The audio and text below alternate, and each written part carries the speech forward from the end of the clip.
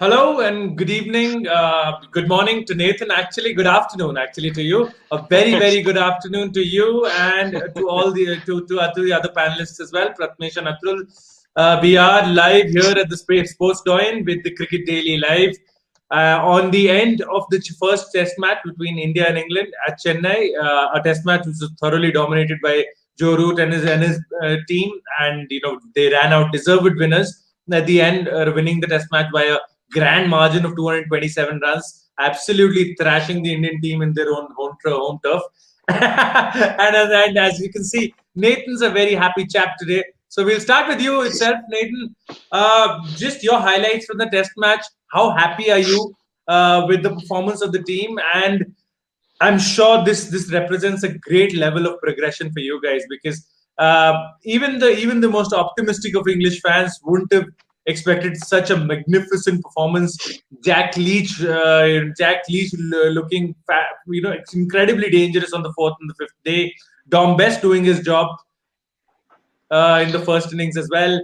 Jimmy Anderson coming in, almost wrecking the entire match for the Indians in 1 over. So just your word on the match. I know we spoke about Root and company yesterday, so on the bowlers a little more today. Well, there's that many highlights from the game alone. I think I'd bore you before I get through them all. But the fact of, for me, the first one is the most important one, was Dom Sibley's contribution at the start. And the fact that he could take out the pressure of Sharma and Bumrah. I mean, they're another level of quality. Never mind, first time in India, they're playing probably one of the best seam attacks in Indian conditions. And yet he stood firm. Root will get the credit because obviously of his amazing innings, but him, Stokes, the fact we got to 585, I expected closer to 285. That was my main highlight. I just love the fact is now we've got an actual Test team. We sort of mentioned it yesterday about having Jason Roy in the Test team. How the hell he got in, I don't know. But we've actually now got a solid base to play proper. It's even, I call it normal cricket now. We've got a top base that are firm and hard work, and then I've got our fluent players a bit further down the order to counter-attack once we've taken out a bit of freshness in the bowlers. I'm quite looking forward to Saturday. Now I'm thinking about your bowlers will be quite fatigued because we kept you out in them conditions for so long. It just feels like a role reversal of what I was expecting. I was expecting to be in the field running 90 overs. I'm back for 70. Then Bumrah to get an hat-trick a bit later on in the fourth innings. No, I think from the very start of the Test match, Nathan, you were spot on. I think Dom Sibley and his contribution. For that matter, I'll also give props to Rory Burns for the first hour. Both of them showed great application. They stayed there. Had Rory Burns not played that reverse sweep, I don't know, the test match could have taken a different complexion altogether, because I think you guys might have scored that 700 that your captain was talking about at the end of the first day. So, but all in all, I think it is a fantastic performance by the English team. What I really liked about what Virat Kohli also spoke about in the post-match press conference was the English team was way more professional than the Indian team, in the sense that you could see what the plans were with the England camp. How they had worked out every batsman, how they had worked out every bowler, how they had worked out what situations they'll play how. There were loads of people talking so many things about why did England delay the declaration or so-called end of innings at the end of the day yesterday. But I think Silverwood and Root were absolutely justified in their decision there, because the very fact that they were able to give Jimmy Anderson, Jofra Archer that added rest, they were able to reduce the amount of overs that Dom Bess and Jack Leach were going to be exposed in that manner. And also we saw the both of them learning on the job. You spoke about that yesterday as well, Nathan. You spoke about that with respect to the batsmen. But I would say your spinners learned on the job. And in the second innings, Jack Leach was bowling some wonderful lines. He actually earned his wickets, the 4 wickets he got. And him getting Pujara right at the start in the morning within the first half an hour, 40 minutes, I think that almost sealed the game for you guys. Well, I was literally saying this is my last over, then I'm going to go to bed as it got Pajara. And let's just say I had to delay my sleep pattern for an extra couple of hours. But I did, yeah. I think I was going to mention as well, if depending on the result, like if we didn't win today, a lot of pressure would have gone on to Bears and Leach. But there is a lot of things that people probably won't know about is the way England functioned. Our pitches are so green turners. You may as well tell Jack Leach to start bowling on a football pitch to learn how to spin a ball. But the fact is, they are learning on the job. This was a start last year that I've read from my Atherton, so it is a little bit further out of date. But Underwood had bowled 6 times as many deliveries as Bez had at the age of 23 in first class. I can't remember the exact figures off the top of my head because it was months ago and they are like out of date. But the same point of 23 years old, he bowled 6 times less deliveries. And I don't remember. I've never watched any of the time when he were bowling, but Bez has also had to deal with its pure seamers. So he is going to bowl some half volleys. And to be honest, that's the way I was expecting us to get our wickets. Some dodgy filths and cut on the boundaries, like a one-day bowler, basically. But I thought they both bowled really well at one end. So the way where the end, Bez got his 4 wickets first inning, turned out Jack Leach bowled at the same end. It looked different pitch bowling for both spinners at that end. Oh yeah, absolutely, and I think in that sense you're absolutely spot on in there. I'll come to Atul because I've got a batting related question for Pratmesh. I think I'll hold that question for you, Pratmesh. I'll come to you, Atul. We've spoken about the negative lines bowled by the bowlers, by the Indian bowlers specifically. I don't think I would hold Ravichandran and Ashwin guilty of that, but for sure, with respect to Nadeem and Washington, you would say that. We spoke about this earlier as well, Atul. We spoke that Virat Kohli essentially only had 3 options in terms of getting wickets, didn't he? Like he had Ishant, Bumrah, and Ashwin, and he could not really trust Nadeem or Sundar for that matter to get the wickets. So carrying on with Nathan's comment, he's spot on there. The English spinners outbowled the Indian spinners, with the exception of Ravi Ashwin. But how much can one man do? And they just seemed like they had adapted to the conditions way better. This is a worrying sign for India going ahead in the Test series. Kushagra, I think the England bowlers were pretty orthodox in their methods, and that worked for them, to be honest. Those lines that the left arm off spinner and the right arm off spinner bowl, the typical lines you need in a subcontinent condition on a subcontinent pitch. Dom Best and Jack Leach, both of them stick to that. Okay, Jack Leach did get some beating from Rishabh Pant, but that's how Rishabh Pant plays. It's not that it was Jack Leach, that's why he got that. It was basically, it could have been anyone on that end. We saw Nathan Lang being hammered. So if you think of it, Dom Best and Jack Leach both stick to the plan as Joe Root planned for each and every batsman. You might have noticed that they had a plan for each and every batsman, where to bowl them, where to set the fields accordingly. And for India, the case was basically, as we talked to Kushagra earlier as well, those leg stump lines, those unorthodox things the team tried to do to get the batsmen, like to play those shots.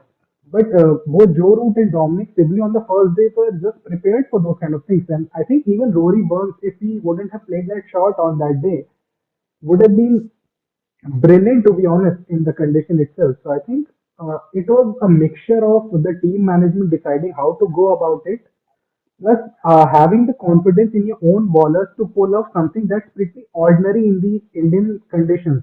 Bowling those lines and getting the batsmen in the trouble on those kind of days. And to be honest, the kind of pitch the Indian spinners bowled on and the English spinner bowled on was a bit different because of the day. But then again, they won the toss. They deserved Ridley bat first and then did whatever they did to the Indian lineup. So if you think of it, it was just right execution of a plan that they came with. And kudos to Joe Root and the whole team management for that. Absolutely, and Pratmesh, we spoke about this. We spoke about this earlier as well. You were mentioning something around the Indian batting application that you saw from the top order and the middle order as well. apart from the exception of Cheteshwar Pujara in the first innings from the top order and Virat Kohli in the second innings from the top order, you might consider number 4 as the beginning of the middle order as well. I'll group the top 4 as the top order. So apart from them, and of course, Shubman Gill, I don't want to dwell on him too much because still felt he was one of the best batsmen on the show from the Indian side at least, and he played a casual shot in the first innings, but in the second innings he got done by a peach of a delivery. That's Jimmy Anderson at the height of his powers.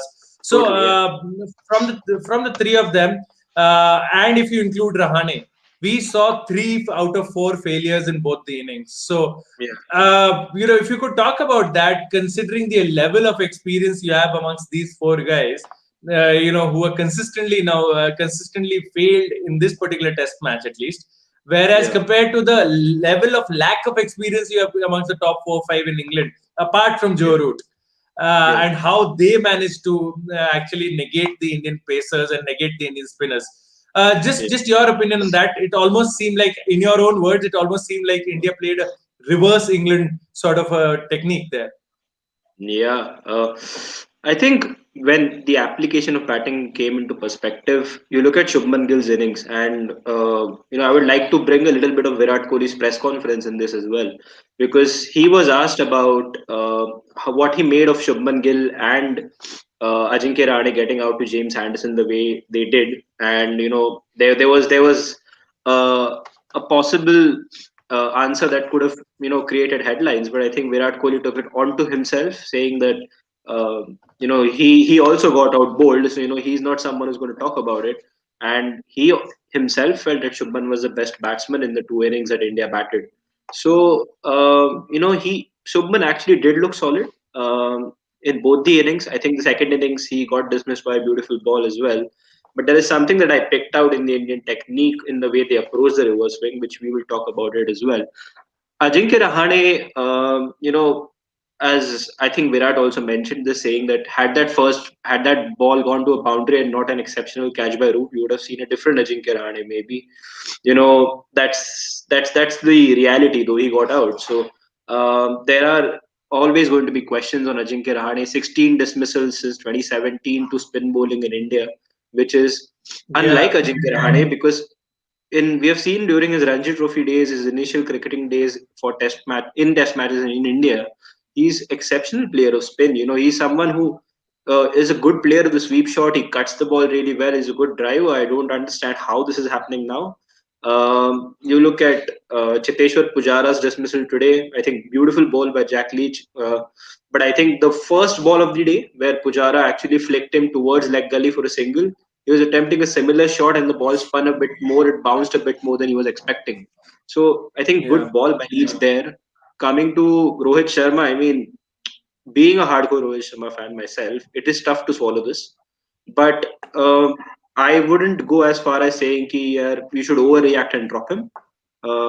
There are things that are obviously not going well for him. I think he needs to sort out a few things in his technique and the way he's approaching the spinners.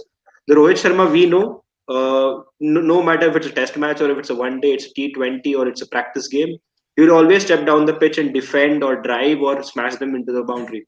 That is how Rohit Sharma plays, no matter the situation, no matter the spin. So I think that is how he needs to approach that. Also, now coming to the reverse swing and the way we approached fast bowlers, I think Kushagra, we have ourselves to blame as well. The way we gave the wickets to Anderson. I noticed a few things in the way that the English batsmen actually approached the reverse swing and how the Indians did. I'm just going to try this, but when even the English were batting, no matter if the bat came from third man, bat came from the keeper, the bat always used to, this was the pad, it always came close to the pad and straight. If the ball was coming in, it was angled inside. So that LBW essentially went out of the game. Also, there was no gap between the bat and pad, and they were able to comfortably play the ball towards mid wicket to dig the ball out. With the Indians, what happened is the bat, even if they started straight, it started to push towards the ball. Indians were wanting to feel the ball today, and even in the first innings, the way Rohit got out, so that left a gap between the bat and pad, and that allowed the reverse swing to actually go in between that gap. And that is how the Indian. If you look at, I mean, you couldn't criticize Virat Kohli for his wicket because the ball really stayed low, but that was also, that was also visible in the way Virat Kohli got out. He had that gap between his bat and pad. The same with Rahane, the same with Shubman. With the spinners, again, we tried to push a little bit. You look at, I mean, Pujara's dismissal. I don't really want to blame him, but he couldn't have on any other day he wouldn't have played that shot maybe. Look at the way He should Ashwin have. got He in. should have. He should have played straight, Pratmesh. I felt He he was should have going played towards straight. mid on mid Yeah, wicket. He should have played straight. Had he yeah. not, Again, he because was the bat pushing, face right? turns in his hand. Yeah, Bat face he was turns in his pushing, hand. right? Yeah. He was again pushing for the ball. He was feeling for the runs. You look at the way Ashwin got out. I mean, the ball did bounce, but that ball was nowhere close to cutting. So these are basic mistakes that the Indians have made. Probably something that they could be able to rectify easily. It's a little bit of a mentality situation as well, where Indians wanted to get runs. They like getting runs, and I think Virat talked about this in the post match, saying that Indians were more focused on getting runs, and that from the next game onwards, they would love to be more focused to batting time. It doesn't matter whether I score 100 or Shubman scores 100 or Rohit scores 100. They want to bat time at the same time, and I think that is something that they will have to do that. So it's important that the Indians bat that way, because with this Indian batting order, it's really difficult to see this happening again. And Nathan, I mean, I just want to ask this to you because I was very, I mean, that game I remember very fondly. The game at Leeds, where it was said in the commentary during the English batting that this is the death of Test cricket in England. And from there, you guys obviously pulled that match off through Ben Stokes, and where you are now. You have won 3 consecutive Test matches in Asian conditions. So, how do you see this development under Silver Good? I mean, this has been fantastic, hasn't it? Yeah, I was a big when we lost the Ashes officially. I was actually at the game on the day that we officially lost it, and I was the biggest Joe Root out. Need new captain, go in. Now I think in hindsight, it's a difficult thing is the balance between what's the captain's responsibility and what the coach's responsibility is. So, like we said, going back to that game, that's one of the last few games we had under Bayliss. Yeah. That's when we just had all that attack approach with no bat time. It was if you don't get the runs now, it was almost like we played one day cricket with the Test team, and that's where the death of Test cricket was coming from. But I don't know how it's come along or who's the main responsibility. But I'm going to give Silverwood the credit because it seems to have changed a lot since he's come in. Now we've actually gone right. Who can bat time at the top? And if you can bat time in the county championship, you could play seam bowling with no problem at all because it's some of the hardest places to bat in England. All right, we might have to work out spin, but that tends to be 20, 30, 40 overs down the line anyway, that we can say, right, you can work on that as time goes on. But somehow, if you just look at someone like Sibley, he comes in, I think I got told his strike rate's 34, but his average balls per innings is about 105, 106. So he's probably averaging about 37, 38, but he's batting that new ball out, and your bowlers are a lot more tired coming in. So now the change has really been that top three. All right, Dan Lawrence looks out of sync, but he's a middle order covering Crawley. But Crawley looks quite an intelligent player for me. I didn't see much of him until he came in, but him, Burns, and Sibley are now setting a platform. And that's the type of Test cricket I think going forward. It's the type most countries would want to play. There isn't many Pujaris, Crawleys, Sibleys out there, so you just need at least one or two of them, and then you've got. We could go back to the championship now, and I could probably name 9 or 10 players that could bat 6 for England. Pope looks like the best, but there's some that are actually good enough to go there. We don't have that 3 like we do now. So I think that's the biggest difference is we've said we're going to have a bat time. Just look at the score rates of 400 plus that we've got. It was only 80 that Leeds game. God knows when we last scored 400 under Bayliss. Now I'm struggling to remember when we didn't score 400 under Silverwood. That's the difference. You just can't hit the red ball out of the park every 5 minutes. That's All true. right, when it gets a bit rough at times, you might need to put a bit of pressure on the bowler, and you might have a couple of slogs. Yeah. But overall, even though Ben Stokes probably batted 4 and over, it wasn't that risky. He put pressure on the bowler, but it weren't it wasn't this high risk strategy that we had under Bayliss. And I have never felt so confident going to an Ashes series as I do this year now. That's if Ben Stokes behaves himself. Oh, you will. I'm sure. With the I'm way sure we've he been put in lockdowns, I'm sure he's not allowed out anyway. Yeah, and Nathan, I mean, on a cheeky note, there's something that smells fishy about an Australian being in charge of an English team anyway, isn't it? Well, yeah, he was obviously in for his. I believe they wanted to make sure the World Cup trophy got taken into Australia, so they let him be the coach. Right. I were on a Bayliss. Yeah. No, he's a fine coach. He's proved that all over the world in different leagues and of course with the different national teams as well. And just that is just a cheeky comment from my side. But I'll just take a few comments, guys. Then I'll come back to you guys with how would you approach the second test match for your respective teams. Virat Kohli has now lost. Varun says Virat has now lost 4 successive tests for the 3rd time in his career. Whoa. This is the first time it's happened while he's the captain. I remember the other 2 times. One was in England, the other was in Australia. 4-0 drubbings right after the 2011 World Cup victory. So Anderson in the 4th innings in Asia before today was 3 for 154 and from 282 balls. Today 3 for 8 from 42 balls. Atul, whatever you were hoping for with regards to Anderson did not come true. So hard luck. Varun It did is for me. It did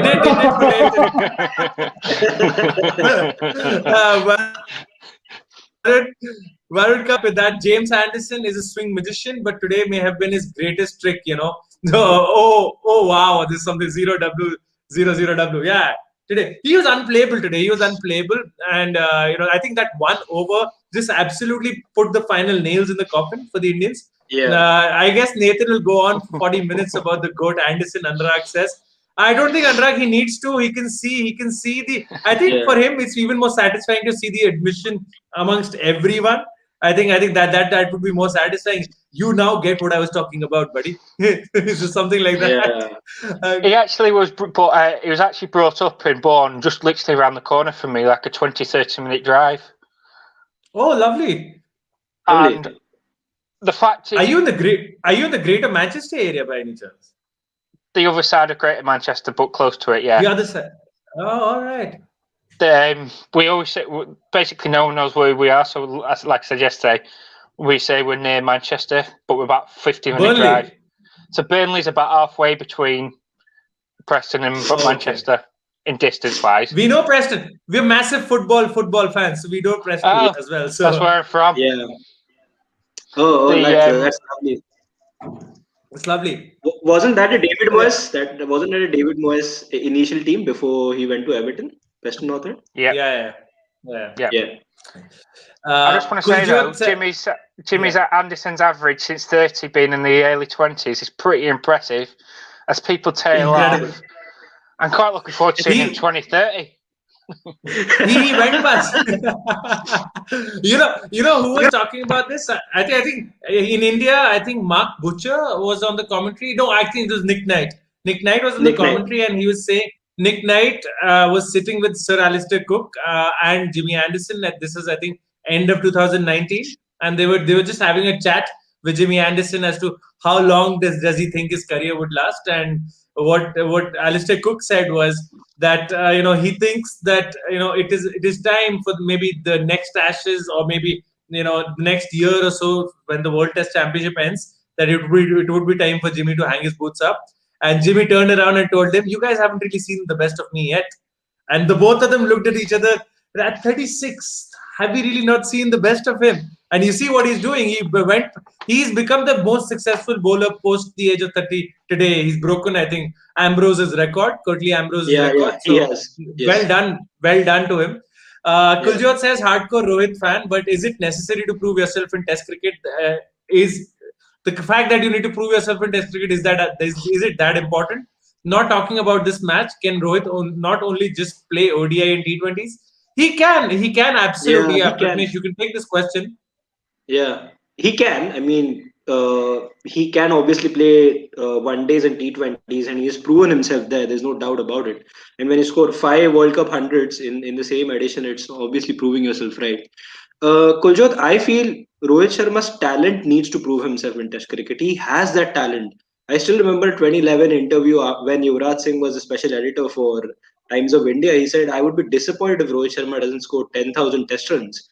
And essentially, that's his talent. But he hasn't really proved himself. The application has been missing, and that's why people, including me, like being Rohit Sharma fans, get frustrated with him. So that is where this application has to change. It did change for a while, but again, it looks like he's a little shaky on that sense. It doesn't look like he'll score 10,000 anymore. Definitely doesn't. Even if he scores, a 2,000, 3,000 more runs from now on for the next 2 years, 3 years, it will still be good enough. But you need to see that because his talent deserves a place in Test cricket, but he needs to show that with his application as well. His application at this moment doesn't. His talent does. So, that's where the whole Rohit Sharma conundrum lies for me. Yeah, Would you I get? agree. Sorry, I was just going to say, would you guys not think somebody like Sharma would be better in the middle order? Uh, I think that's an argument that's been made a lot Yeah, for him. Nathan, I think people have been talking about Ajinkya Rahane's spot, with Rahane yeah, not being in the best of form for the past couple of years, saying that maybe he needs to get outside and Rohit needs to come in at 5. But Nathan, I honestly feel that he's good enough to be the opener for the Indian team. I yeah, think that it's more mental than it is technical for Rohit. yeah, I think he's performed incredibly well as an opener in Indian conditions at least, and he's more than capable of being an opener. Just hope. Uh, I just hope that this is a temporary blip for him. This is yeah, just one test match that has not gone well, but let's hope that he's able to make a comeback. But when it comes to the middle order position, Nathan, there is just so much competition when it comes to India, right? And we also have to take into account Rohit's age. He's 33. You have to take into account his age. Are you really building a side by putting him in the middle order? In the on the opening slot, you can basically use him as the guy, as the experienced head for Shubman Gill to work his game around him. But yeah, if Rohit is the one who's getting out earlier first, then how is Shubman ever going to build his game around Rohit? So that's the yeah. question. Akshay says totally outplayed. Spot on, Akshay. Absolutely thoroughly outplayed. A question for Nathan by Siddharth. Would you persist with Lawrence for the second game too, or would you have someone like Moeen Ali who offers multiple options? Good option. Yeah, Good question. Personally, I'd go with Lawrence. I think for me, we've got to think as the batsman. We've got enough bowlers, and Lawrence might be 23, but this is probably going to be the trickiest situation Lawrence is ever going to face. And he's literally going to be left in the sink or swim. So I think if he can show the application in the same way that Sibley's done, like Sibley's a great example. You'd probably think after Sri Lanka's first 3 innings, crap, he's not going to do anything in Asia. Got a little bit of luck in the 4th innings, and he looks a different player again. So I think we need to give Lawrence some time because it's probably his first ever tour in Asia. Well, second obviously, but this is the highest quality bowling he's played. I don't think Moeen Ali at 3 benefits England in any slight of form. Bez and Leach are bowling well, so I don't think we need the spinner option. So for me, the young Lawrence would be picked. All right, that's a fair point. That's a fair point. Also, need be Root can also bowl a couple of overs here and there, right? He's a decent enough bowler.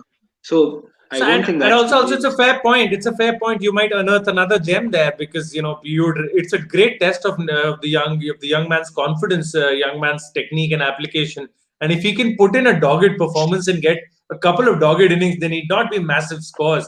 If they can just be scores that can reassure himself, right? That yes, I can actually handle these conditions. Then I think that'll be fantastic for him. Atul, you were saying something. I think he's contesting for the same place as Zach Crawley in the team itself.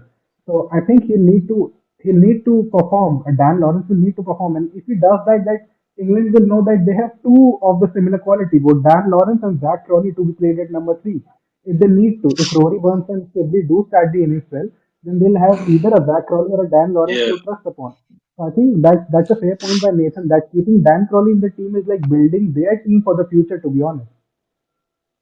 Yeah. And we are having a rotation policy at the moment as well. So building that in, Lawrence normally bats 5, I think, for Essex. I will need to just double check to be honest, but I think it's 5. I think you're right. I think you're right there, Nathan. Yeah. I think Lawrence is primarily a middle order batsman, as you were saying earlier as well. So yeah, Pavan back in the comments. Welcome back, Pavan. Pavan says it was a dominating performance by England. Indeed, it was, Pavan. Anurag says England played the reverse swing so well. India failed playing some challenging spin. I mean, that's a bit disappointing. Yeah, it is. It is quite saying that it is a disappointing. bit disappointing is very disappointing. Is an It was hugely understatement. disappointing. Yeah. It's a bit disappointing, Agreed. boys.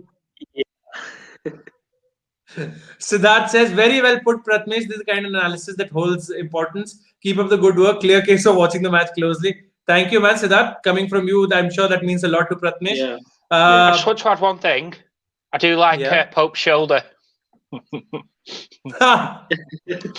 No, I'm talking about spin. It's just been reconstructed. That sounds a bit suspicious, doesn't it? Yeah, he's done a good job, hasn't he? Like, it now works like a cushioning for the ball as well. I mean, you can just easily catch off it. It's a nice reverse of a bionic shoulder, isn't it? It's a nice, as Pratmesh said, it's a nice absorbing cushioning shoulder. Yeah. But if you think of it, with the surgery recently, he playing those reverse sweeps so comfortably, to be honest, only good surgery, man. I wish Rohit Sharma also had this kind of surgery when he had his shoulder issue. Not everybody can. Guys, I'm having a bit of an internet issue. I'll just head out and join in again. Pratmesh, if you could carry on. Yeah. I will just take on the comments while Kushagra is away. Amit Dubey is back in the comments. Welcome back, Amit. I know we all, I mean, not we all, me and Atul certainly echo your sentiment. My sadness knows no bounds and my day is ruined. It is essentially ruined, isn't it? Amit adds to that, Rahane average is 38 in India. How long is this justified? I think Virat talked about this in the press conference as well, and he backed Ajinkya Rahane. He feels Pujara and Rahane are going to be the backbone of India's test batting, at least in the upcoming few years. So I think that's the way the Indian setup is looking at it. They're backing him, and I just hope for his sake that he's able to put it in. Mr. Ravi Shastri is in the comments. Oh, welcome, sir. Welcome back to TSD. Don't worry, boys. We'll come back strongly with Kuldeep. I generally do just come back strongly no matter who plays. We want a defining series. Also, an update to all the Indian fans. Even if India win the series 2-1, they're going through the World Test Championship finals because of the points that will be deducted from England for the slow over rate. So, there is a little silver lining amongst all this for India. Who's getting a points deduction? England is getting a points deduction for slow over rate, so that's unfortunate for you guys. I mean, that's news to me. Wasn't it you that's born about 12 overs for yesterday? About 12 overs in about 90 minutes.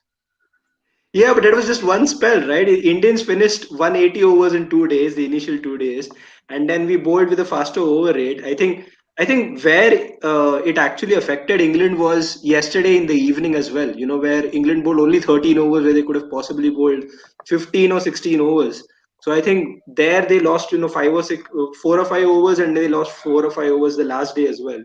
So that is why they're getting that points deduction, and also that is why, they are getting those 4 points dropped off them. Heading back to you, Kushal.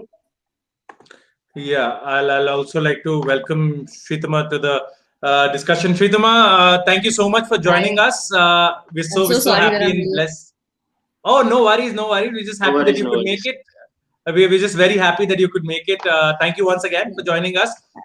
So I'll just introduce you to the rest of the panel. That's Nathan, a very happy Nathan, as you can see. with his jersey and with his celebrations. And we've of course got Atul and Pratmesh joining us. Sritama, I think since you just joined, so I'll come to you straight away.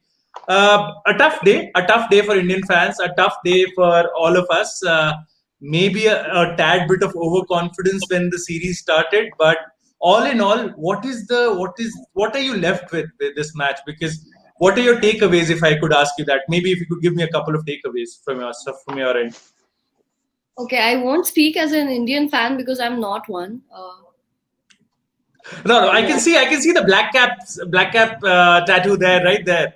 Yeah. So I am kind of rooting for Nathan's team to win, but that's because I have an ulterior motive behind that, because I want my team, my Black Caps, to earn the poetic justice.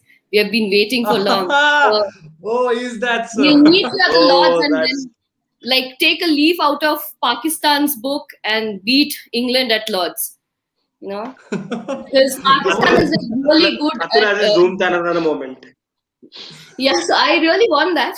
But apart from it, coming back to this test, I believe, yes, I guess overconfidence, because when I look from my end at other fans, they were very, very confident, especially after the overseas series that India's had in Australia. It was, and they have a brilliant record at home, better than New Zealand's. And so, of course, overconfidence had a little bit of part to play. But then again, England basically coming to this series, England had their mindset about this subcontinent series. When they were playing in Sri Lanka, they were not treating this just as a 2-match series. They were looking at it as a 6-match series that they are going to continue this momentum in the first test directly when they go to Chennai. So I don't think so basically India's preparations for this test were minimal if you compare them to England's. So home advantage can take it does play a huge role in cricket. But then England's when they said that they are preparing for the India series, they were serious. They were serious about the Sri Lanka series. They were serious about the India series. There are a lot of problems in the England side as well, but yeah, I think they have got the edge that they required. The series can go anywhere from here, but absolutely. The series is wide open, and as Nathan said yesterday as well, if England were to manage to get the victory, which they have so convincingly, it does throw the series very interesting series, very wide open. And so very interesting how the Indian team management and how the Indian team will try to make a comeback into this series, because all is not lost for the Indians and all has not been won for the English as well. We'll see how that goes. But I think you're absolutely right there. Your point echoes what the captain of the Indian team also came out and said. He simply stated that we weren't as professional as the English team. We weren't as switched on. We weren't as we weren't as 100% in the field as the England, whether it came to fielding, when it came to bowling, of course when it came to batting. So you're absolutely spot on there. And as far as the rest of the series is concerned, I think this puts England in a fantastic position, because given the fact that there is a pink ball test match as well, and how poorly India played the last pink ball test match that they played. I know the conditions are entirely different. You're playing in home conditions. Ahmedabad is gone, and Ahmedabad and Adelaide only have the A and the D common. Nothing else. Nothing else is common amongst the two, come on, two venues. There's E, another Come on. A. I'm not going to get into the exact spelling of it.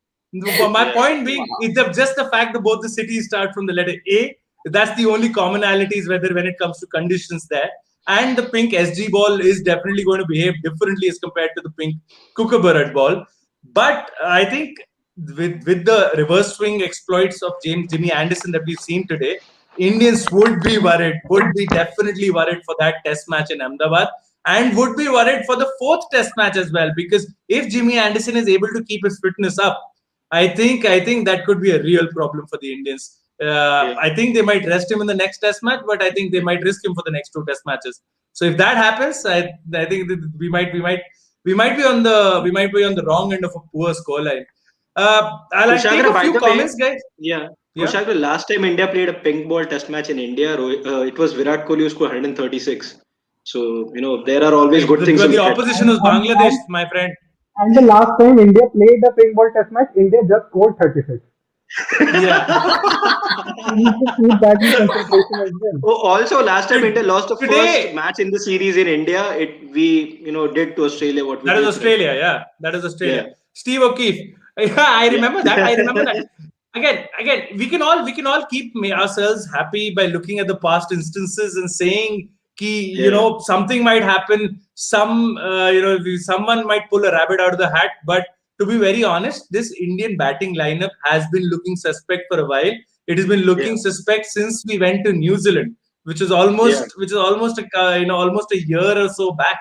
We've been looking suspect since then, and because of that, I think the level of insecurity amongst the batters has seeped in. This question by Amit says Rahane averages 38 in India. How long is this justified? Amit, I mean, it is just 5 days. Just turn the clock back 5 days. Rahane was the king of the world, the man of the hour.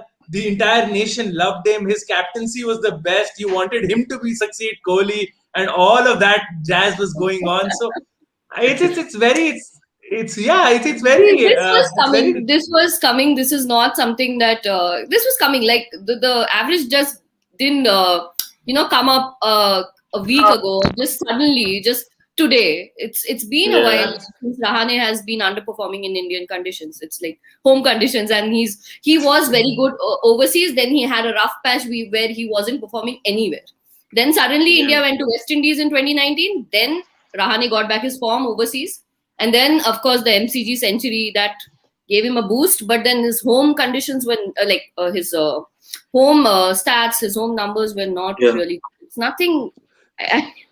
There's nothing to say here. It's always been nothing really. And just to add to your point, Shritama, the thing with Rahane is that in the last 2.5 years, he's gotten out to spinners 16 times in home conditions. Yeah, 16 times. That's just not acceptable. 16 times. You cannot be in the Indian team and a poor player of spin. You just cannot do that.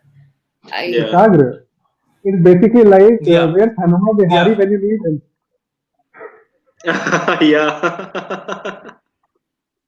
Come on, man. The guy's nursing a torn hamstring there. Nathan, if your net connection is fine, I'll come with you with a couple of questions. I think there are a couple of questions for you in the comments. I was just going to add though about Rahane though before anything. He is your vice captain, isn't he? So why would you just naturally drop your vice captain? But as well, I was going to mention as well, you're saying about he's been out 16 times to your Spain. Well, since Johnny Bairstow came into the England one-day team, he's been bowled through the gate probably about 616 times. So maybe it is to do with the one-day. Do with the one-day stance that might have changed. Nathan, the problem is Rahane's average has dropped below 25 in the last 2 years. So that's the issue. Because it is eventually the thing is the level of talent and the number of batsmen that the Indian domestic system produces is just so huge that a batsman cannot be in the test team consistently for a couple of years not performing. You've got, I'll just name a couple of batsmen and you must have heard of them. You must have heard of KL Rahul. You must have heard of Shreyas Iyer. You must have heard of Mayank Agarwal. You must have heard of Surya Kumar Yadav, who's actually performing better in the white ball circuit right now. But he's Karun. Oh, come on. No, we're not talking Chennai, about right? Karun Nair. India should have played him in Chennai. Yeah. That's the only. Kushagra, you won by heart when you said Surya Kumar. Chances. It's not that India haven't. Yeah, so we'll just have a look through at the comments. But whether you're the vice captain or not, Nathan, the primary mode for selection has to be a performance, isn't it? Yeah. Yeah, but it's the fact is, how long's he been your vice captain for? 5 years, 4.5, 5. Actually, since Kohli's been the captain, actually. Since Kohli has been the captain, Since I think that's 7 years. It's 2014, like late 2014. 6.5 years. 6.5 years. All right, fair point. Then you can talk about dropping your vice captain. I didn't realise it was that long. Okay, Nathan, we don't want to drop the vice captain. We want the vice captain to behave like the vice captain and score runs. That is what we want. We don't want him to get dropped. Not when you lose to us, you don't. Yeah. No, man. Yeah, I think all credit to the English team. I think. Okay, so No we offense, have a comment here. What? no Okay, offense, no but offense. series win against a weak Peak Sri Lanka cricket is Can I overrated. take this one? Can I take this one? Yeah, brother. What about the Test match victory against this Indian team? 227 run hammering. It wasn't a 27-run victory. It's a 227-run victory where all your legends, your Ajinkya Rahane and your Rohit Sharma were failed to perform in the respective innings, not in just a single inning, in both the innings. And your bowlers were hammered to all parts of the ground. And then you're talking about, okay, it's a bit overrated. It's fine however they performed over in Sri Lanka. But they did carry that form to India and they just showed us that they can school us in our own backyard. So we do need to respect the fact that they've been brilliant for the 5 days. And I just say the fact that they'll be brilliant for the next 3 test matches. So we need to be beware of that, just that. Atul Silverwood is an Aussie, if I'm not wrong, right? Whether he's an Aussie, whether he's an English. No, the point being that the ruthlessness, the application of the ruthlessness, the application of has rubbed off on this team. That's what I'm saying. I think that's an incorrect thing to say, because I think one thing. I think Nathan will agree. Joe Root is in form. That's it. Joe Root is in form, and for the past 2 years, when Joe Root wasn't criminally, he wasn't converting. It was so difficult to see. But then again, even Kane Williamson had a rough patch then. Okay, so I understand. So Joe Root's coming back to form has been very, very, very crucial for England. I think if it continues, it's bound to continue, because Joe Root is a great batsman. So England have that.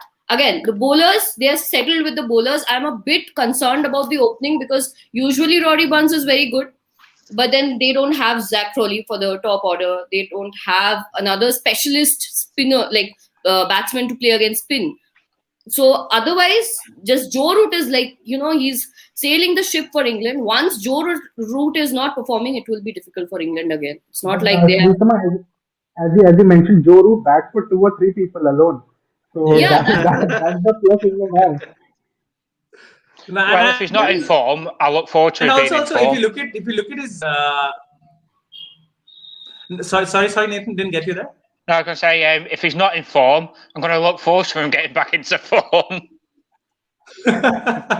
No, I think you also have to look at Joe Root's age. Joe Root is younger than all the other so-called Big Four, right? And he's just entered his 30th year. Traditionally, late 20s and the early part of your 30s are supposed to be the peak of your career. So in a sense, in terms of his age, he's entering his peak, and it's just a statement to the rest of the cricketing world that for the next couple of years, maybe 3 years, Joe Root's here to dominate. And I think the fact that he went to 218, the fact that he again scored a brisk 40 in the second innings, alarm bells should be ringing in there for the Indians there as well. So I'll just take a few comments. I think Nathan would love this comment. If anyone says Anderson is a home bully I'm flipping tables. What a bowler. Nah, man, it's been ages. I cannot hear this anymore. I mean, I'm done. He has had good spells in Asia before. It's not the first time. So it's just that the cloud joke, just get over with it. I can. And Shritama also we had hashtags of #Nagpur vibes going on Twitter. The very fact that you have a past incident to correlate to shows that he's a good bowler in these conditions. Exactly. Yeah, Nathan, you have a point. Well, I think I don't think I need to say too many words on it. He is my favourite ever cricketer. Since I've been following cricket, I think he is my favourite. That's fair enough. I actually remember, and I don't want to take too much credit like I'm his coach or anything. I remember in 2003. I think it was against West Indies, but that might be something else. I was only 7 at the time. My brother went to a uni test where I had to go with my dad. And I remember saying in the car, I said, Jimmy's going to be England's greatest ever bowler. I was 7. That's 2003. Oh my God. I said the same thing about Stuart Broad in 2007 before his test debut. But yeah. I was quite damn. impressed that a So- 7-year-old knew me We to do people are that. producing the Indian bowlers. Come on, guys. We need to step up our game and call someone to be a great one in the next 10 years. You Yeah. know? Yeah, man. Yeah, I think remember James the both of them Anderson have a when very he- good eye. Yeah, I mean, even James Anderson after his debut, he had like 2-3 years of non-selection like going on. He wasn't getting called back, and yeah, he had those bad years before. Then Stuart Broad came and then they became, opening bowlers for England. That happened after Flintoff's retirement. But that was great. Yeah. That was great. Even James Anderson had a very rough patch in between, like Yeah. just I think in the beginning. he's Yeah. paid his dues. He's paid his dues most Yeah. definitely. I Then think ever since that comeback, James Anderson has never stopped. He's been Yeah. he's not. amazing, and I don't understand. I understand that that generation has also passed now. He's into the next generation now. Like he has passed on from Dale Stein's generation, in which Dale Stein was the best. But then again, in cricket, I think being fit is also very important. That James Anderson has done for the longest time. Even Stuart Broad, he's Yeah. very fit. He's very fit. He's had one surgery in 2014 and then like one recently where he was just rested. But otherwise, like these bowlers have been very, very fit. And it takes a lot. It takes a lot to be that Yeah. fit. Kudos, Bowling so fast. Sridhar, also kudos to the both of them for their commitment, because they left one-day cricket quite long back and Oh, they were actually thrown white out. ball cricket.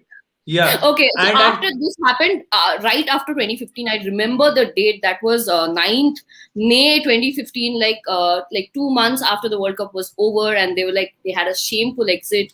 It was very difficult. There was like Broad had explained everything in his autobiography. So the idea was to separate the teams, separate the three teams. How England became so like Joe Root, like player like Joe Root doesn't get to play ODIs as much. Like now he's still playing, but now as we go ahead, I don't think he'll play as many. So He'll play the ODIs, but he won't play T20s. He'll be in every ODI team. yeah, just won't I be in think so any too. I T20. even want him in the T20s. I cannot get over the game. he Nathan, played he's a against good- South Africa in 2016. He's a good he's T20 good enough, batsman. right? He's more Yeah, than he's good enough to great. play I T20 love cricket. him in T20s as well because you never know how he can play a match-winning knock. It's Yeah. not like he will just contribute. He will play a match-winning knock. He can I'm change telling the you, the best momentum. he has ever played is against South Africa and India in the 2016 Yeah. World Cup. World Cup, Yes. yeah. So He is again- good enough, but he needs He a break has at this some ability, point. doesn't he? Yeah, But he then does. He again, does going- need rest. But then again, going back to 2015, when Broad and Anderson were told that you cannot be a part of the ODI team anymore, of course they had to do it. And then Broad had only it had been a year that Broad left his T20 captaincy. Then he never returned back to playing a T20. Then in 2016, Broad was called back during the South Africa tour after he took that 6 for 17. But then Broad never played an ODI again. He played 2 ODIs in 2016. Anderson last played in the World Cup 2015. Yeah. After that, Yeah. so it was more like a decision by the board. But then, of course, even Broad, when he made his debut, he said that I want to be the best fast bowler, like test bowler in the world. That's what he said. That's my. Yeah, I and- want to be a pure test bowler. Not even the best, just Yeah, a pure test bowler. So I he remember when Stuart Broad came in with such a massive reputation preceding him, and he was viewed as this golden child, at least from non-English supporters. That's what we were told. That initially when we saw him, we were mightily impressed. This lanky, young, tall man with blowing blonde locks and bowling at 145, 150 clicks an hour. This is a fantastic for us to watch, and just massive credit to the both of them, how they've managed to, as Sridhar very rightly put it, to keep themselves fit for the rigors of a 5-day test match, and the number of test matches that England play. It's not a small number of games that they play in a year. They play at least for 12 to 15 test matches per year on an average, maybe even more in certain years when they have the Ashes as well. So I think it's massive credit to the both of them at their professionalism. Again, we all come back to the same point. They come back to the approach to the game, approach to the whole test series as well. We'll quickly take a few comments, guys. There are a few comments I don't want to take, but I'll take a few of them. India has developed a habit of poor selections. Shaw in Adelaide, Nadeem in Chepauk. Varun, I think the habit started quite long back. Habit started when you dropped Bhubaneswar in South Africa.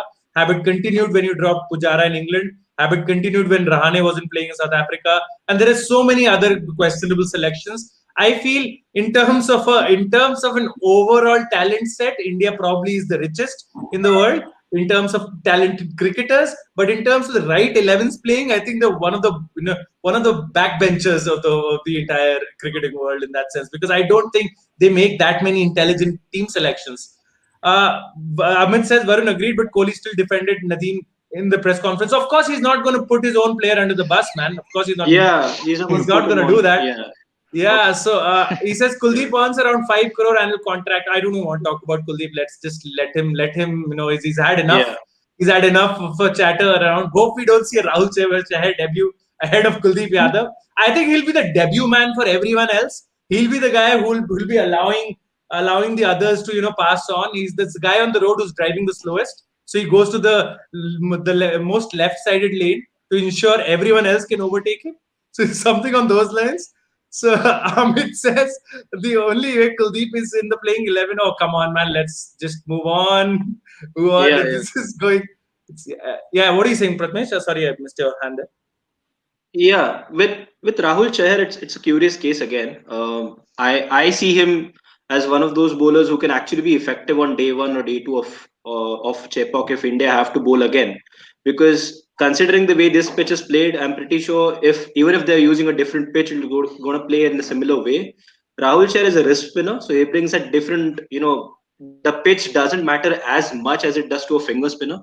So, that will be one of those things that India might look at, maybe instead of Nadeem. I definitely don't see Sundar getting dropped because, he has proved his worth with the bat at least. Ashwin is definitely, your best spinner here. So that might happen, since maybe Indians are looking for variety. He talked about variety, Virat Kohli, in the press conference, saying that there are 2 bowlers who bring it in for the right-hander, so I want one who's getting it out. And I think Rahul Chahar might be a good option. But Virat likes his consistency as well, so it's a tough choice. But I wouldn't mind Rahul Chahar, to be honest. Yeah, I mean, who would? I don't understand why don't these guys consider Yuzvendra Chahal as a leg spinner for the red ball? He's been performing well for Haryana from what I know, from the records and the stats that I can see, and the couple of Ranji matches that I've seen from Haryana on a Lali pitch, which doesn't give much for the spinners. He actually has a decent record, so I don't know why would you not even consider him, considering in today's scenario when you have 30 players almost traveling with the reserves, the net bowlers and everyone else, almost 25 to 30 players. Why can't Yuzvendra Chahal be one of them is what my question remains. But we'll move on from there. Pawan says Akshar Patel should be brought in replacing Nadeem second. I think Akshar is out for the second test as well, if I'm not wrong. He was ruled out for both test matches, wasn't he?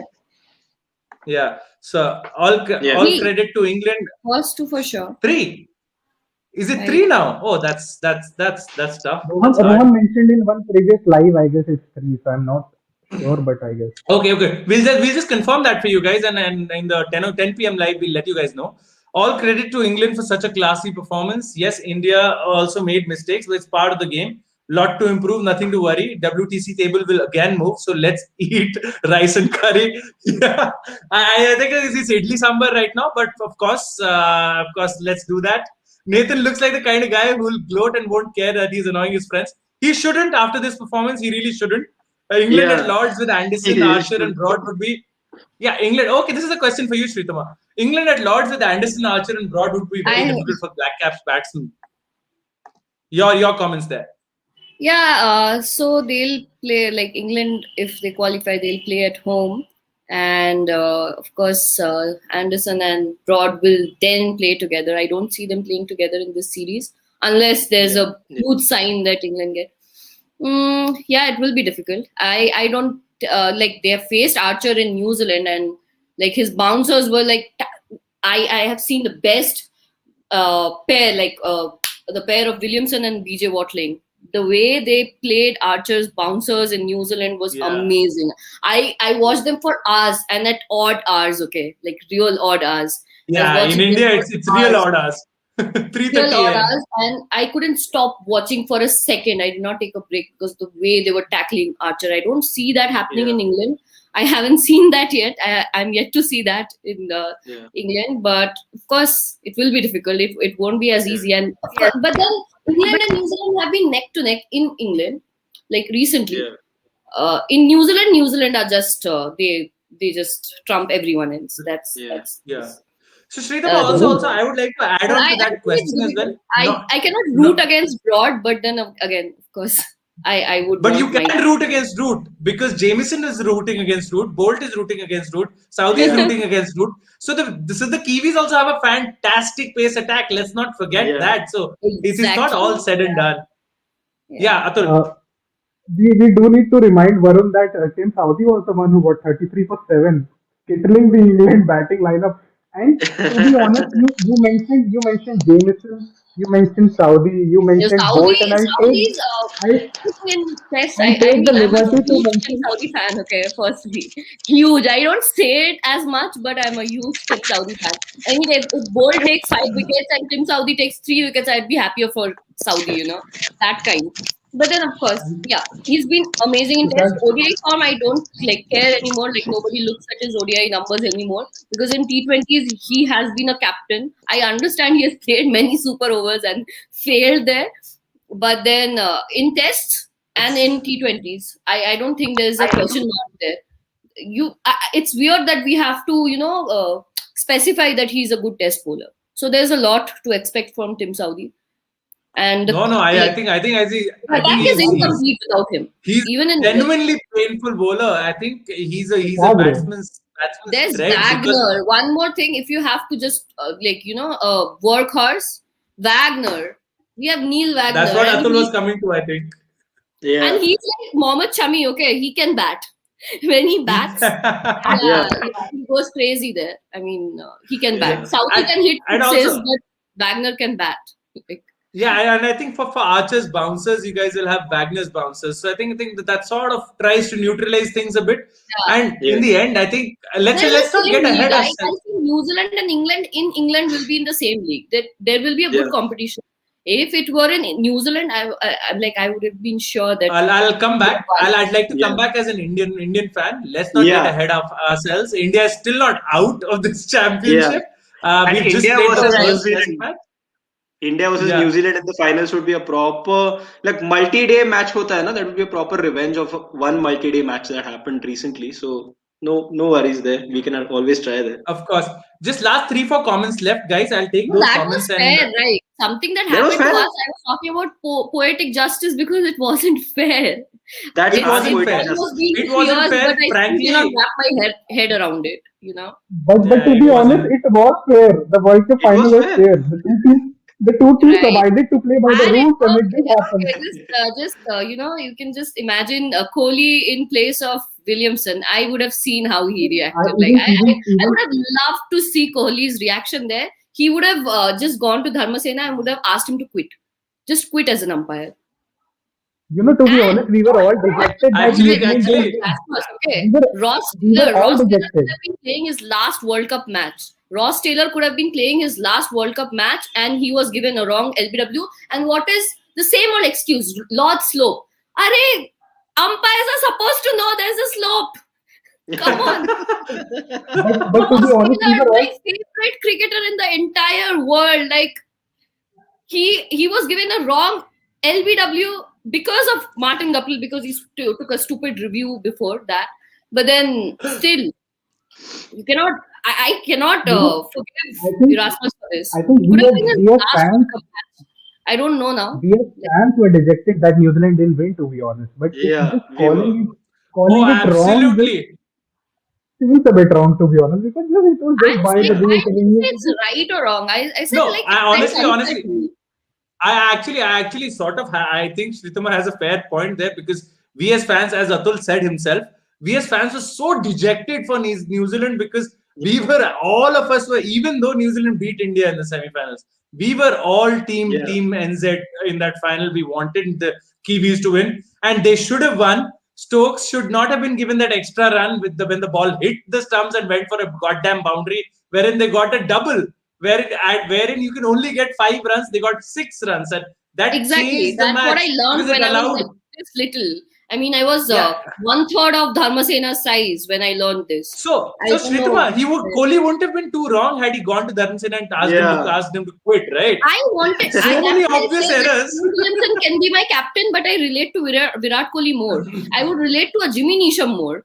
I wouldn't relate to Kane Williamson. God. He's my His captain, Twitter fine, feed but after I that. don't relate with him at all. I don't relate with him. Yeah. So Because winning matters. Come on, like winning matters a lot. Of course, it does. It does. It does. You can't always be the nice guy, man. Come on. Yeah, Virat backed the team after the loss, not throwing anybody under the bus, but at least the team is tight. England showed more hunger and were proactive throughout. Hope India strike back. Hashtag Kuldeep Opi. Yes, man. I think that's the best way to take this.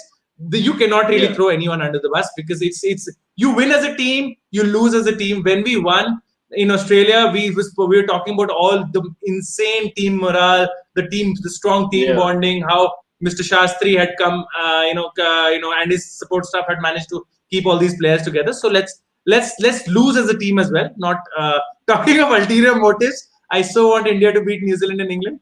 Let's see, Anurag. I think if it's India versus New Zealand, we'll definitely request Shrithama to join because I think that would be an incredible match, and we'll also pray that the rain doesn't spoil that match because the month in which we are going to play, it's a massively rainy month. I don't know why are we going all the way to New Zealand? We could have played it all the way to England. We could have played it anywhere else in the world.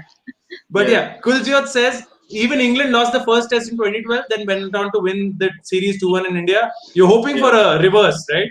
You're hoping for a reverse, Kuljot.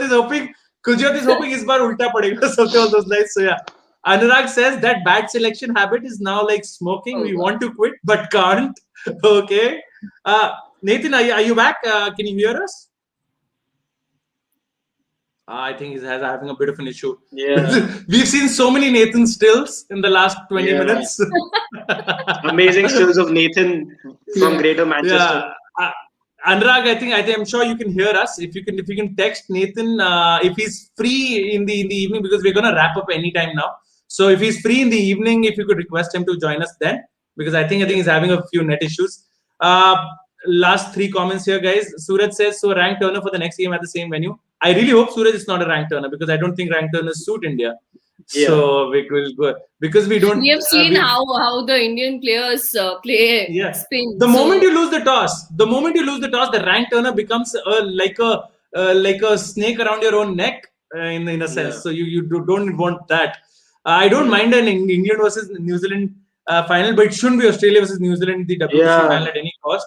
Kudos, England have set up a spicy series. Absolutely. Australians should not even get a sniff, man. I mean, if the Indians can't go, I would want the English to go because can you imagine how would it be like because Tim Payne didn't the South Africa series tour got cancelled, so we couldn't see how Tim Payne would have played there, performed there if they would have had any kind of improvement from there because they were thinking about dropping Stark as well. Now if from there Australia goes on to play and win the final, because against Australia we are totally, so this is a mental thing, okay, like how India loses to New Zealand in New Zealand, we lose to Australia in Australia. I don't know what happens in a neutral venue. It would be very weird to see, but I think we have this mental blockage against Australia. So I'm very scared that way. If that happens and Tim Payne wins against us, I am I'm leaving this planet. Tim Payne took a wicket in the Tasmanian Premier League, didn't he? Like that wicket in the Tasmanian Premier League conceded around 60 runs in 10 overs and took a wicket. Like he bowled 10 overs. You've seen him bowl. All right. He's trying his hand at new things, I guess. Yeah. Shrithama will surely lose it. Sorry? He's trying to find ways to stay in the team. He can't be a keeper anymore, to be honest. Maybe that keeper all-rounder? Is that it? Yeah. Bowling keeper all-rounder. So Shrithama will surely lose it the next time a throw hits Stokes' bat, ricochets somewhere and Stokes denies a run. Hashtag sportsmanship. I think people spoke about that. That World Cup final, I don't think it'll ever go away from anyone's memory. I think the Black Caps are very hard done by there. Black Caps are the team no fan can hate. Pure gentlemen. I can't hear this anymore. I can't hear this. I don't want to be Mr. Nice Guys. I don't want to be nice guys anymore. कभी नहीं होता Varun, I था. think it's the Varun. Just want to I think win. it's the That's setup. It's the setup that Brendan McCullum created, the aggressive yeah, form yeah, of cricket that New Zealand are playing Yeah. yeah. right now. I think He it's had this all to very that. Australian mindset when he made his debut. Then like there was like years passed by, then he came back, and then he understood. And with Hessen also, the kind of team he formed, it was totally based on those values. Like he left the Australian values behind. He had this because he made his debut in Australia, and then a lot of things happened there. Leave it. I would like to leave that. But then Fleming wasn't that. He was a very shrewd Flamboyant. kind of a captain. He was very shrewd. He wasn't that. He was cool. I'm not saying he wasn't cool and Sridhama, calm. I feel that is why Fleming and Dhoni worked so well, didn't it? Yeah. I guess so. But then Dhoni is also very shrewd, I think. Even Fleming was very shrewd. When he had to sledge, he would take the new batsman aside, and then he will he'll get his moment, and then he'll sledge the batsman. This has happened to Graeme Smith. Like yeah, New Zealand weren't that great guys or nice guys back then, but that's fine. Sledging is fine. So after that, like Atul said, that Brendan McCullum started it, and Kane Williamson is a nice guy. He's just like that. I mean, there's Yeah. nothing. He does get angry, but he doesn't show it on the ground. He gets angry when Yeah. he. Kane Williamson is the sponge which can only give you nice things as the end product. So you can keep throwing anything at him; it'll just go as a cover drive for a boundary. That's all that happens, and he'll just come quietly, make his 200, and then go, and then it's fine, and then you keep crying about it. The kind of transition they had, like from McCullum, who even scored that century in his final game, the fastest Yeah, one, at that time. And, but and that then century actually like hurt our cause. It was so quick. It was so quick. He could have batted for 2 days.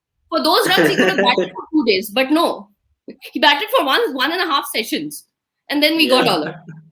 What was but that series?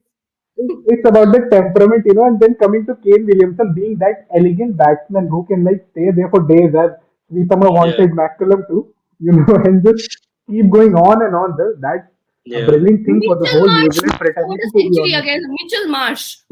Was at his prime back then. Adam Wojcik. That series was so bizarre. I don't want to remember it. But it's been so against Australia. That's what I'm saying. If we play against Australia, we'll most definitely lose the World Test Championship final. I'm not against Tim Payne. I don't hate him again. I'm not an Indian fan, so I don't hate Tim Payne. But then it would be very no. I don't want to lose to Australia. No, There won't be any hate we don't hate Tim Payne either. We want him to stay on the captain so that we can win a couple more for series your there in own Australia. motives, no. Yeah, of course. We don't hate Tim Payne. I want him to do well as well. Like there's good. I'm a well-wisher. Just the last question for CM Kalyan. Kalyan, actually, the thing is, had Australia not lost points to slow over it, what had really happened was the tiebreaker here then becomes there's something called like you have net run rate in cricket. You also have in the World Test Championship, you've got this runs per wicket. There is an average that is calculated by the ICC in the runs per wicket column, in which, if I'm not wrong, Australia were at 1.30 and New Zealand are at 1.26. So had Australia not dropped those 4 points after Melbourne because of slow over rate, they would have actually been level with New Zealand, but above on that rate, and would have actually qualified because they don't have any more test matches to play. What they did, and it is what it is. And I'm being very, very honest. The series is not over. Let's not jump to conclusions about Australia or England going to the World Test Championship finals. I think Nathan is right back here on cue. I want a final word from all four of you before we call it an evening. And of course, because Nathan, after all these efforts, thank you, man. Thank you. It's a great commitment for you to actually joining the live back. I thought you went out for a walk to try to find signal or something. No, I had to sort the dog out, and then I disconnected from my Wi-Fi. My internet's not the same as my Wi-Fi. All right. So then once I came back, because I tried to connect through the internet thinking I could do that, but I literally kept hearing the odd word, and then I just couldn't even put a sentence together from what you were saying. I could hear you talking about someone's ODI cricket, but I couldn't average, but I couldn't make out anything else. Yeah. But you were just talking. Sorry, go on. Yeah. Pratmesh, Yeah, I thought that this was just an Indian problem, right? Network issues. I never No, thought this would it's- happen in England as well. It's way more outside. Like I've it's prevalent everywhere. I think we're all suffering from the same pandemic as we are. We're they suffering don't from have the an same Ambani. yeah, They don't have an Ambani. same technical issues as well. But yeah, beyond that, I think Nathan, I would love to hear from you if any changes, if any, would you want to make into your team heading into the second Test match? Would you actually switch Anderson for Broad, considering you would want to keep him fresh for that pink ball Test match, or would you just say you don't change a winning 11? I know Butler has to go, so Folks comes in, but for the other 10 guys, stay the same. No, it will be Butler. It will be Broad in for Anderson. That'll be set. All right. I'm quite interested who's going to bowl in the fourth one. So I'm thinking the day-nighter one. I'm thinking it might be Broad and Anderson. Might give Archer the one off. But that's just something I'm thinking about. But Nathan, you don't think you guys will go with 3 seamers in the pink ball Test match? Stokes. Oh, yeah, could go 4-1. Yeah. You forget about Stokes, don't you? But possibly. Yeah, I didn't think about that. I forgot. I think we're just not used to being 2 spinners in India that you just forget they can actually take one out. It's not like you might even go for a home side lineup, possibly. There is a couple of other backup bowlers as well. Stone, Mahmood. I really like Wokes. Yeah, Wokes is there. Wokes. He's he is a home track bully. Kushagra. They've got Ollie Stone as well. Yeah, Ollie Stone's good. Who is a home track bully? He's talking about Wokes. Wokes, okay. Wokes. He averages 21 with the ball in at home, and about 60 with the bat, and then it's the other way around away from home. Is it? Wow, it's 60 with the bat. That's incredible. It's something like that. I've not checked for a while, but it is high up there, and I don't think I'd have had 2020 to be fair. Yeah, and I think he gets a lot of not outs as well. Yeah, he gets a lot of not outs as well, right? Well, he scores a lot of runs. He's a decent number 8. He's better than Mo and Ali. He's troubled India a lot, so I would definitely give you that. I think every English middle order, low middle order batsman does that to India. I still remember every number 8 in the world. Every number 8 in the world, he seems. Every number 8 in the world troubles India. That's the thing. Yeah, every number 8. Yeah, that's true. So moving on from Nathan, so you would looking at Folks and Broad coming in, and rest of the 9 saying the same. Yeah, and I think Broad would be better than Jimmy actually for these conditions. I think he'll exploit the uneven bounce even more. Don't you think, Nathan? Don't you think it's funny that Broad is like being asked to bat at 11? Like he was batting in 11 in Sri Lanka. It was funny. I mean, Jack Leach was batting above him. I'm like, what the hell is happening here? It's funny. I think Jack Leach can block. He can't. Jack Leach can block. I mean, he can block, right? Yeah. Oh my God, that match, no. He has scored. Shitama, when he comes out to bat, you do see that highest score as 92 versus Ireland when he opened. Yeah. So that is a bit confusing. That is a bit confusing. Bizarre Test match. I mean, it's a bizarre Test match. Did you see Shahbaz Nadeem's best score is 109? He scored 109. Broad is going to beat all of them. It's 169. 169, yes. Against Pakistan. It's like ages ago, but still. Yeah, he knows. Broad was an opener like his dad. Like Stewart was. I feel, but don't you think? I think I'll ask this to Nathan as well. Don't you think Broad is a better player of fast bowling than spin? Is it? I mean, he tries to. I mean, because he knows how fast bowlers bowl. I don't know. Whenever he's batting, I just kind of zone out and then just watch him bat like a blind fan, like crazy. That's what I feel. Nathan. He had no technique to batting. There was talk Jimmy Anderson was going to go above Broad at one point. All Broad knows to do is swing from the hip. I think Broad just plays whenever, like, whatever he wants to. He doesn't care who he's facing. Yeah. And it Yeah. does like, after a point, if you're not really a proper batsman, then you have to use a certain set of techniques against a spinner. Against a fast bowler, he just thinks because he's a fast bowler, he thinks like them, and he just he knows where they are going to pitch, and then he goes for it. He is always very much. I've seen him bat like properly block in Sri Lanka. In New Zealand, he's blocked like crazy. But then otherwise, Broad is he just plays. He's good. I think Mitchell Johnson ruined that for him. I think he used to be a good enough Not lower Mitchell order batsman. Johnson. That toe crushing Yorker was still fine. Varun Aaron, the ball that came to his nose, nose. So after that, that also didn't do anything. That was a very player. Who was that? Kieswetter, right? Kieswetter got a blow to his eyes. So it can be a mental thing, but Broad is like very chill. I think he's never. He has very few mental blockages. He's very mature. He's been very mature. So after that, what happened? He realized, because he left his T20 captaincy, he was thrown out again. So he was, the domain, suddenly it wasn't Broad anymore. Yeah. He was concentrating on one thing, that was fast bowling in Test cricket. Yeah. So he stopped, because for a batsman, you have to go on practicing. That's fair enough, isn't it? So whatever he has had. That is fair enough, isn't it? Yeah, he wanted to. So ever since his numbers dropped as a batsman, his numbers just became great. Exploded. He's a great test bowler. So he had to sacrifice that part.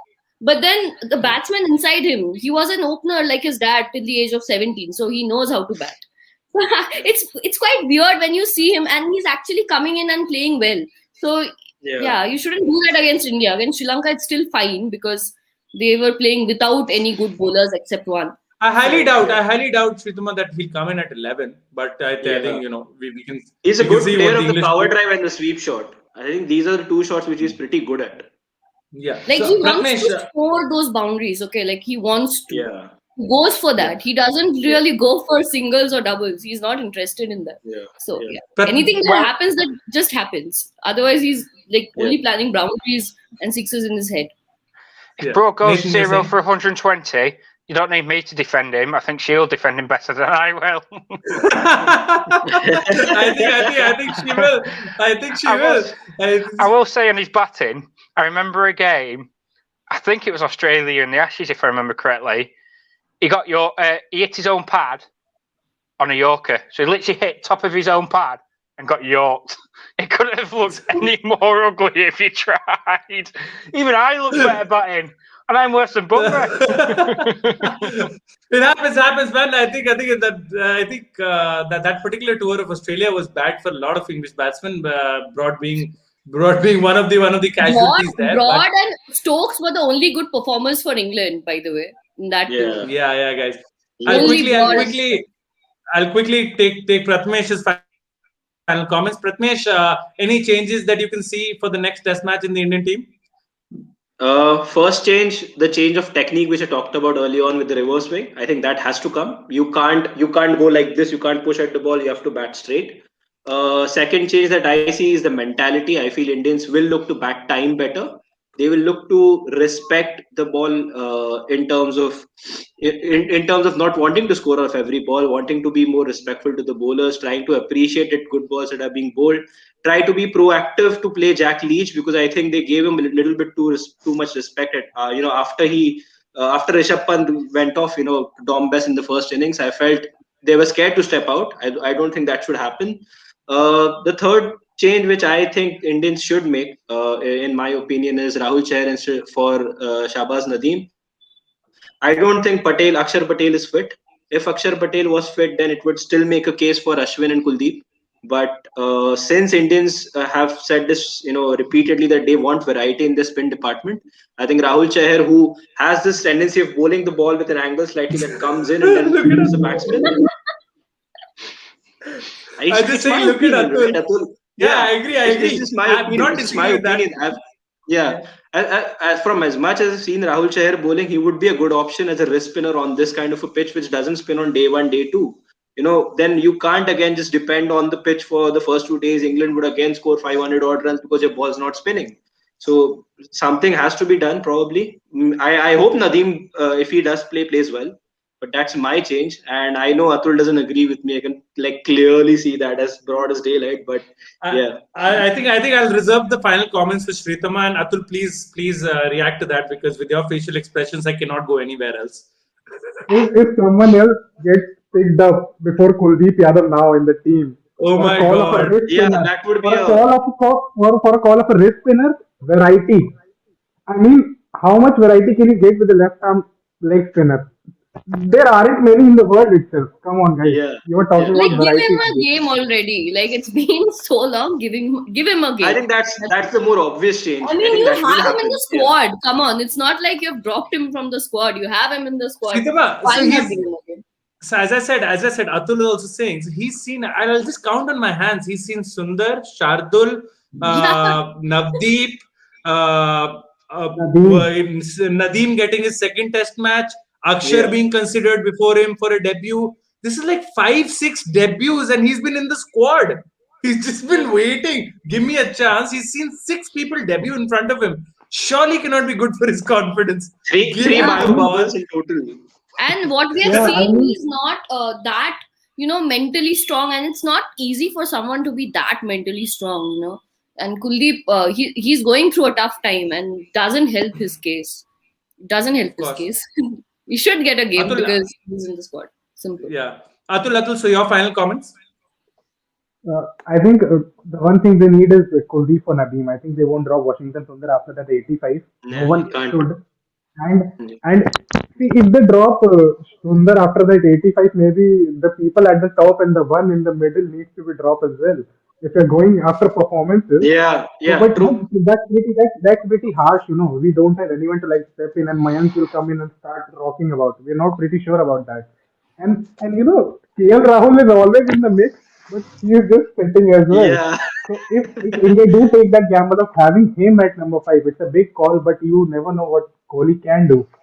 But I yeah, just hope Kuldeep gets a chance. That's it. Whoever the other 10 are, Kuldeep Yadav gets in and proves his worth. It's just not that he gets a chance; he proves his worth. yeah, That's all I Yeah. care for yeah, at the moment. And the Let's other hope. player bit thoda aram se, normally, not just go and attack every ball and play outside of the yeah, line and stuff. You play your normal game and bowl your normal lines when you're bowling. Come on, guys. Too much, trying too much can be troublesome at times. We saw that in the first game. That's it. yeah. Yeah, all right. England. Nathan's gonna have a field day in the comments. He's talking about England 3-0 in Asia. Nathan, of course, that is true. That is true. That's true. On the Yeah, changes, before I get your comments, Chitama, there are three comments that I'll take, and then you can take us Yeah. towards the end of the live. So the pitch did have some English look. Anderson picking 3 wickets. It did yeah, eventually. It did. It did. The amount of respect Leach gets for that single is now irritating me. He's I've got a noticed Given thought lifetime about that. subscription of Specsavers. What else yeah, does he yeah. need? That's it. Yeah. Enough for a match. I mean, It was the goat. Varun It was says, the goat Navjeevan, I hope lion. the curator never gets.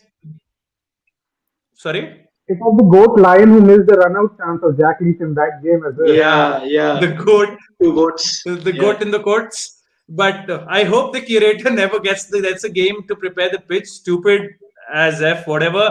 But Navjeevan, but yeah, I don't think the pitch is an issue. I think your selection was the issue. no, I I think don't your think. application was Yeah, the issue. I think your performance was the issue. I don't think. Once again, India did not lose the test match on the 5th day. India lost the test match after the first 2 days when you conceded close to 600 runs against the English team. That is where you lost the test match, not when you couldn't chase 420 to create a new world record. That is not where you one lost thing, the test match. yeah, one thing Saurav Ganguly said before India went to Australia is that if you want to win overseas, you have to bat the team out, the home team out. That's what England did to India. And that's what yeah, the English did to the T. And once again, massive credit to Silverwood and his team. Massive credit, because I think their coaches, their team management was so far better prepared as compared to the Indians. They Yeah, were so far it's a on the ball. different era now. I think Bayliss's era was more on no, the focus was more on the limited overs side because they had faced such big humiliation in New Zealand and Australia. So that was the. But then by the time Bayliss was leaving, they understood that England has to focus on tests, and that is happening now. And again, Joe Root is the backbone. It's always been so. Joe Root is the backbone. So yeah. Broad definitely looking strong contender for Spirit of Cricket Award. Sacrificing his place, can bat, helps his captain with drinks when he is cramping. Yes, the ultimate team so man. This is based on Broad's comment, right? So ICC gave that post on Virat Kohli helping Root with his cramps, and then Broad wrote that even I carried drinks for him. Come on, like I should. So he's very witty that way. Yeah. 2 changes: win the toss and play Kuldeep. Man, Varun, I wish we could win the toss as a change because I don't think I think Virat should send in Ajinkya Rahane or something like that for the toss, like he did something back. Wasn't it South Africa they sent in? When it's South Africa sent in a couple of tosses. It's like Duplessis sent in Babuma or someone, right? I think he sent in Babuma for the toss. What are you in the team for? To call the toss. Bat 11, don't bowl. I like Anurag's comment. I like Anurag's comment. He says that Kohli should stop calling tails, maybe. Yeah, why doesn't he ever call heads? I mean, it's a probability game. Kohli said he's going to back Rahane, so can't see how he will be replaced. I don't think he'll be replaced. I think Rahane gets all 3 test matches. I think Rahane and Rohit both will get all 3 test matches, regardless of what the Indian fans say. And they should, because they're good enough batsmen. I want them to shut our mouths up rather than them to be questioned by us. Sridhama, just the final finishing comments from your end. I'd like to know, now I wouldn't put you as an India fan, I wouldn't put you as an England fan, as a neutral spectator. How do you see the second test match going? I won't even ask you as how do you see as the rest of the series going? There's so many different variables, so many players who are coming in and going out. Just the next test match. So if Broad plays in place of Anderson, I don't think that was a bad thing for England. It's good. Again, I've told you that England have a few issues with Butler. He was just picked for the first test, then he's going back, and then Folks is coming in. That's fine. There will be a few changes. So the winning team is not exactly going to play the second test. There will be changes. India will also have changes, of course. Like we know what change is going to happen. But for England, there are a few issues. That's the top order. If Joe Root doesn't play, but he's playing at 4, like if Joe Root doesn't play and the top order just crumbles, and then you have to bat the host team out, as I said. So if that doesn't happen, England are in deep trouble, even if they bowl brilliantly. So I think things could change in the second test. But then again, Broad is a very good. So Indian top order has to be aware of Broad because he's a very good opening bowler. He's the best for the past 2 years. I checked the numbers last month. In the past 2 years, he's the best opening bowler. So another thing, whenever Anderson doesn't play, Broad has better numbers. So he does the work of a workhorse. He does the work of a workhorse and a wicket taker, which he is. So fantastic, isn't it? David Warner agrees to that. David Warner agrees to that a lot. Yeah, he does. Oh, David Warner. The whole of Australia agrees to that in Trent Bridge. The whole of Australia agrees to that in Trent Bridge. Yeah, again, against Australia, there's of course Broad is better than Anderson. That is a different story. That's why we don't know what's going to happen during the Ashes. But yeah, I think Nathan will pick Broad over Anderson for Australia. Anderson. Would you, Nathan?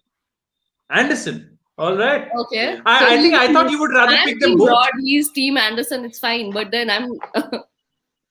My lad, even choice of both. Well, yeah, in Australia also, would you guys rotate? Is it? Yeah, I think what we'll probably do. Broad and Anderson playing together in Australia. That's not going to happen. There's a day-nighter, so they'll definitely play that one together. But I suspect if everybody's fit between Wood, Archer, Broad, Jimmy, I think they'll rotate round. I think Archer will probably play all 5, but the other 3 will rotate round. All right. Kushagra, Mark Wood, I'm pretty sure Atul wants to bring that up too. Yeah, Mark Wood. Mark Wood, by the way, Nathan, Mark Wood is one of Atul's favorite bowlers. So yeah. But Mark So Wood has that's said that he is not planning to be a Test cricketer. How long are you going to push him? Who's that? Sorry. He's not As- that he's not going to continue as a Test cricketer for long because he's not that like fit. He's not, and he understands Oh, that. yeah. He understands that. And Mark he's Wood. very, Mark Wood. Mark Wood. Oh, Matt Wood. No, he'll play more overseas than he won't play many at home.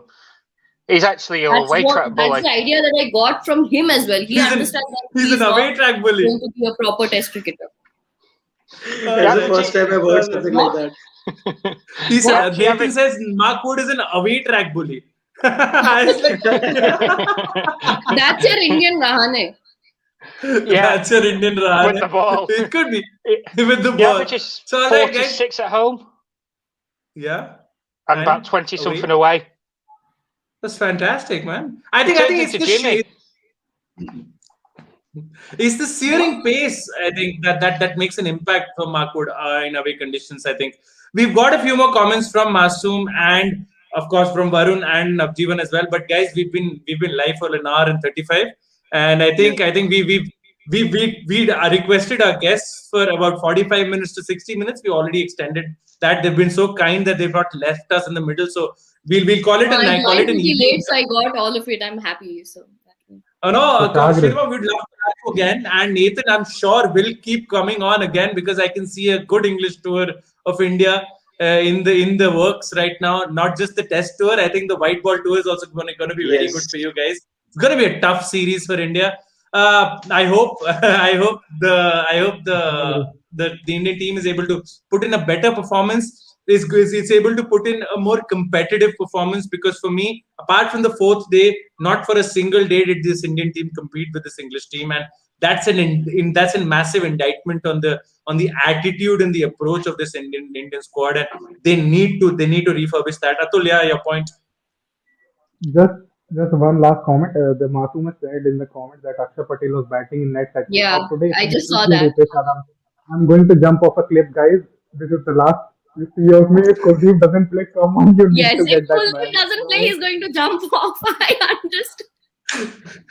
Anurag, I don't know. if you're looking at this, please clip this off separately. Atul and a cliff. But yeah, I don't know where will you find a cliff in Allahabad, Atul, but okay. That's my problem, bro. All right. Coming back to it. Once again, Nathan and Shrithama, to the both of you, thank you so much for joining us. We're so glad and so happy to have had you on for the session. We would be irritating enough to invite you guys for more sessions going ahead in the future. Hope you guys are free and hope you guys can join. We absolutely loved having the both of you on. Atul and Pratmesh, as ever, the regulars. Do check out V Express Sports as well, the channel that Atul primarily works for. Their Insta feed, their YouTube channel, and their Facebook and Twitter accounts as well. We are here at the Sports Doyen. There was some fantastic content already on the channel. Do keep it locked to the Sports Doyen. I know it's not such a after the high of Australia, this has been a massive comeback to earth moment for the Indian fans. But I think I think we need to be big enough to accept the fact that the English team absolutely deserved it in this particular match. They out-bowled, out-batted, outfielded, and out-thought the Indians. What was most disappointing was they also out-fought the Indians. So yes. I hope the 5 outs that I mentioned are in India's favor in the coming Test matches, and that this Indian team can learn from this Test match and put up a fight wherein we do not know from the end of the second day where the Test match is heading. I hope that is not the case for the coming 3 Test matches. So till then, this is me, Kushagra, signing off on behalf of the Sports Doyen, and we'll see you soon. Bye.